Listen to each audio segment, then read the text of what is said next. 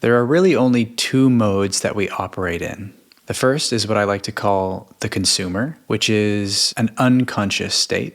And the second is the creator, which is a conscious state. To people operating in the default mode of the consumer, it seems that life is happening to them, that they're somehow at the receiving end of reality. This is a sort of passive participation in life and in the day-to-day experiences. From this state of being, it's as if you don't really have much influence over what's happening. There's little, if any, responsibility taken, and the experience from this state of being lacks ownership. So if that's the consumer, then what is the creator? The main distinction here is that from the creator state, you are aware that you are at the source of everything you experience, that you create your reality. Now, this is applied at every level and dimension of your life. So on the surface, our actions, our behaviors, everything that we're doing on a day-to-day basis has a direct and indirect influence over what happens. But this also applies to a more subtle level, where thoughts, feelings, and beliefs actually manifest themselves as various different experiences and circumstances. For example, have you noticed that sometimes it's almost as if people can read your mind, or as if they're picking up on some kind of subtle feeling that you may be harboring within you? It's like they're aware of something that you're not obviously communicating. But through your state of being or your mindset, it's as if they can pick up on it. And this is actually happening in every moment with everyone that you encounter and everything that you're interacting with. Whether this recognition is conscious or subconscious, everyone is aware to some degree of something below the surface. And that's influencing the dynamic. To the consumer, this is almost absurd, and there's certainly some level of denial about the impact that state of being or mindset has on the circumstance. The consumer doesn't really want to admit or accept that as within, so without, as above, so below, that the world is sort of out there and it's happening the way that it is, and I'm responding to it, I'm experiencing it, and then I have to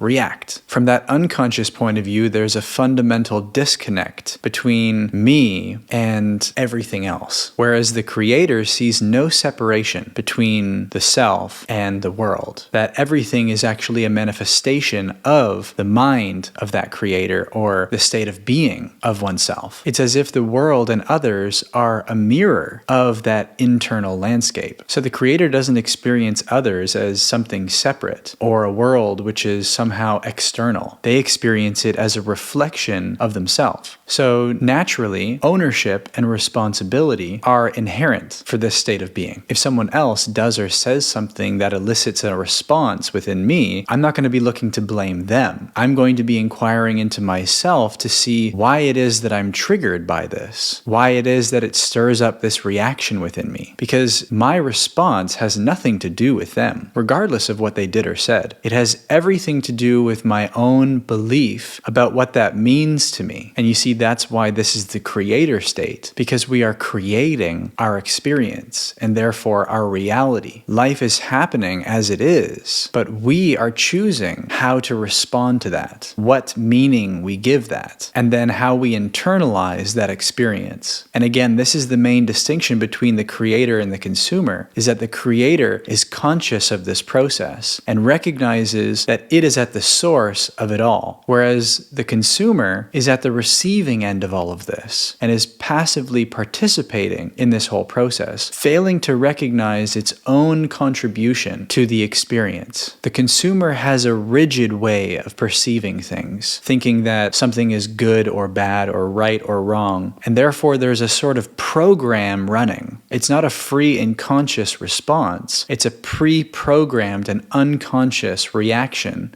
to life. Over time, this creates a pattern which carves a groove deeper and deeper, which makes it seemingly more and more difficult to get out of. The more entrenched we become in that groove, the more difficult or impossible it seems to recognize that we are actually generating that experience to begin with. Now, the important thing to recognize here is that the consumer and the creator are not different people. It's not that we are the creator or we are the consumer and that is that. These are states of being that we're constantly moving in and out of. In some areas of our life, we are the conscious creator, and in other aspects of our life, we are the unconscious consumer. The more aware we become in general, the more we step into the creator as a consistent state of being. But the nature of this life and of the human condition is such that the unconscious consumer is going to be subtly embedded in the corners and the nooks and crannies and the shadows of your psyche. And that's where the mirror of the world and of others is so helpful and beneficial to becoming aware of what we're unconscious to, of where we're still operating from that consumer state, where we still believe that we're separate from life and from others, and that we don't have conscious influence over our experience, where we are not the creator of our reality. And it may seem that there's a wide chasm between the creator and the consumer, but really it's a very simple and subtle shift, which can happen in any moment. All it requires is the awareness to recognize it and the responsibility to accept that I'm at the source of it. The more we practice this and are willing to become conscious, the more power and freedom we actually reclaim. Because the consumer is an inherently weak state of being, because it's at the receiving end of life, whereas the creator is sourceful and therefore has an infinite capacity to manifest. The more integrated our unconscious becomes, the less of the consumer we are, and the more of the creator